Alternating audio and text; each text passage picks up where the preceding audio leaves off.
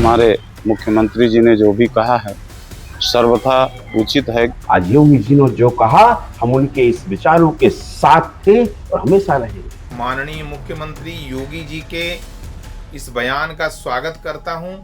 मैं किसी के बयान पर टिप्पणी नहीं करना चाहता, लेकिन नमाज हनुमानगढ़ी पर नमाज पढ़ी गई ये बात गलत। उनको मालूम होना चाहिए कि इस हनुमानगढ़ी का निर्माण एक मुसलमान ने ही कराया था।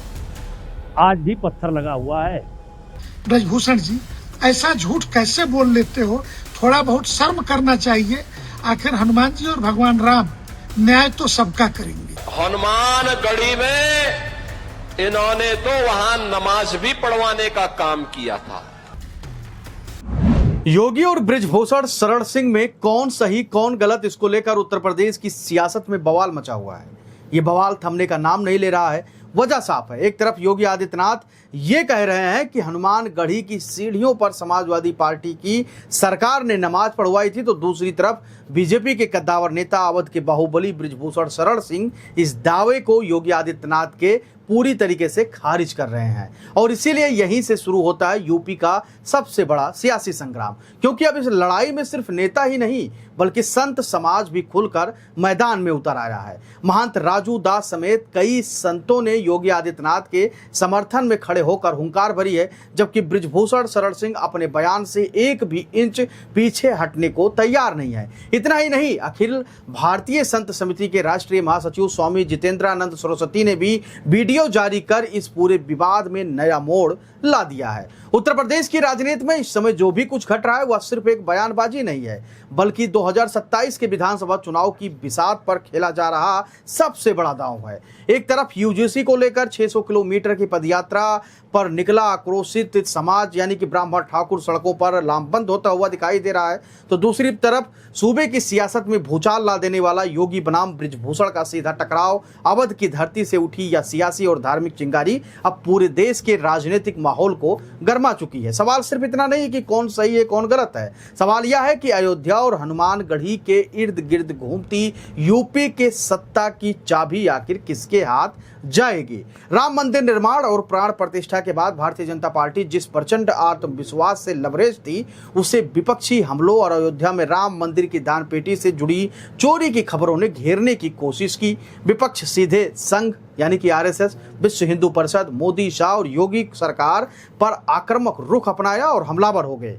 आरोपों की बौछार होने लगी कि राम का नाम लेने वाले आस्था के साथ खिलवाड़ कर गए, यानी राम की पेटी से चोरी कर ले गए। लेकिन अपनी कड़क और बेबाक छवि के लिए जाने जाने वाले मुख्यमंत्री योगी आदित्यनाथ ने इस रक्षात्मक माहौल को झटके में आक्रामक रुख में बदल दिया। उन्होंने न केवल चोरी के आरोपियों पर सख्त कार्रवाई का ऐलान किया, बल्कि समाजवादी पार्टी को आड़े हाथों लेते हुए एक बड़ा आरोप जड़ते हुए योगी आदित्यनाथ ने कहा कि समाजवादी पार्टी के लोग आज राम भक्त बनने का ढोंग कर रहे हैं। ये वही लोग हैं जिनकी सरकार में हनुमानगढ़ी की सीढ़ियों पर नमाज पढ़वाई जाती थी और राम भक्तों पर गोलियां चलवाई गई थी। योगी के इस एक बयान ने भाजपा के कैडर में जोश और उत्साह भर दिया और विपक्ष को बैकफुट पर ढकेल दिया उत्तर प्रदेश की राजनीति में राम मंदिर के मुद्दे पर। लेकिन असली ट्विस्ट तब आया जब पार्टी के ही कद्दावर नेता और पूर्व सांसद ब्रिजभूषण शरण सिंह ने इस बयान को एक सिरे से खारिज कर दिया, यानी कि योगी के बयान को।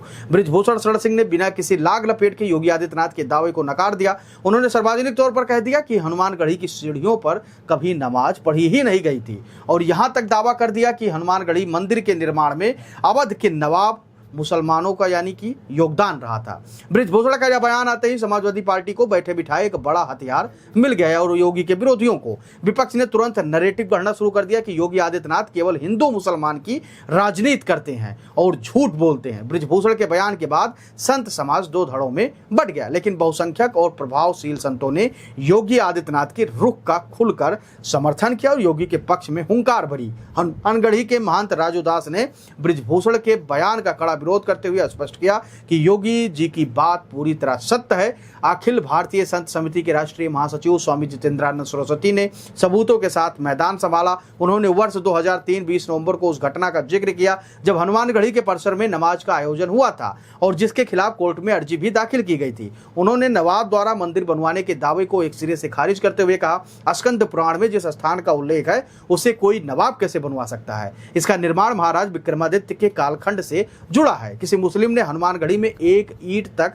नहीं रखी थी। स्वामी अभिमुक्तेश्वरानंद और बृजभूषण के तर्कों को संतों ने सीधे तौर पर खुली चेतावनी दी और नकार दिया, जिससे योगी आदित्यनाथ के पक्ष को काफी मजबूती मिली। अयोध्या राम मंदिर दानपेटी मामले में अब सुप्रीम कोर्ट ने कड़ा रुख अपनाया है। एसआईटी ने अपनी रिपोर्ट सुप्रीम कोर्ट को सौंपी है, जिसके बाद कोर्ट ने निर्देश दिया है कि एक निष्पक्ष एसआईटी टीम की ओर भी गठन कर आगे की रिपोर्ट प्रस्तुत की जाए। यानी अब दूध का दूध और पानी का पानी भी अदालत के जरिए से होगा जिन लोगों ने राम मंदिर के दानपेटी से चोरी की थी। वहीं दूसरी ओर राष्ट्रीय स्वयंसेवक संघ यानी कि आरएसएस एक बेहद महत्वपूर्ण और बड़ी बैठक करने जा रहा है, ऐसा राजनीतिक सूत्र कहते हैं। अटकलें तेज हैं।